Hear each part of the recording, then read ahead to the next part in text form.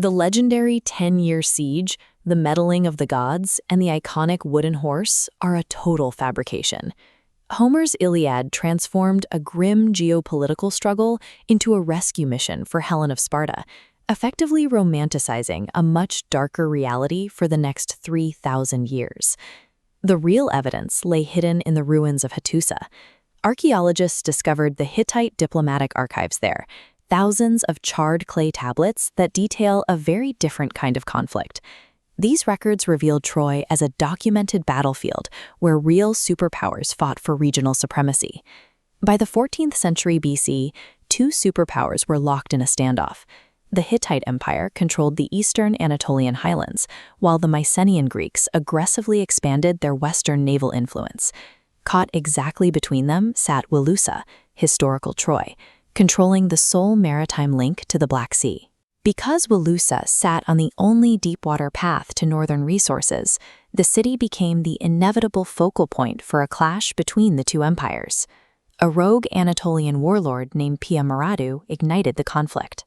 The Mycenaeans funneled Greek gold and support to Piyamaradu, using his bands to launch coastal raids that destabilized Hittite control along the frontier.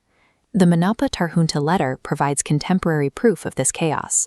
It records a regional king's desperate report to the Hittite emperor about mass defections and the insurgency's progress.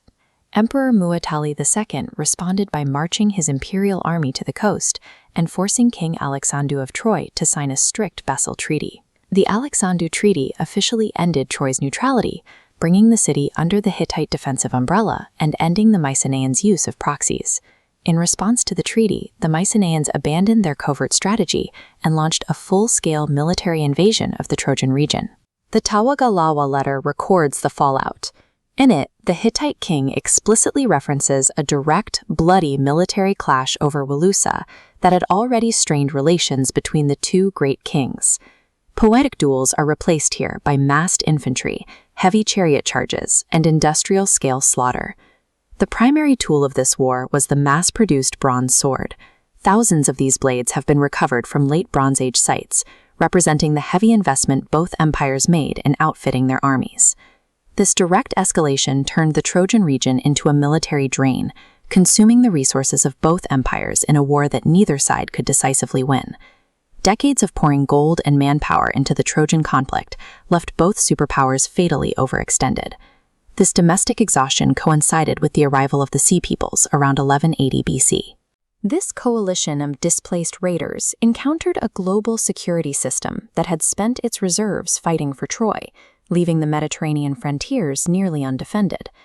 The war for Troy effectively depleted the resources the empires needed to survive this external threat. Troy itself became an early casualty of this breakdown, violently burned and reduced to ash. The mighty Hittite capital of Hattusa followed shortly after, sacked and abandoned so completely that the empire never rose again. Even the victorious Mycenaean palaces were eventually destroyed or abandoned, as their once complex social and economic systems entirely crumbled. Humanity entered a centuries-long dark age as the war's momentum fed into the total collapse of the Bronze Age world.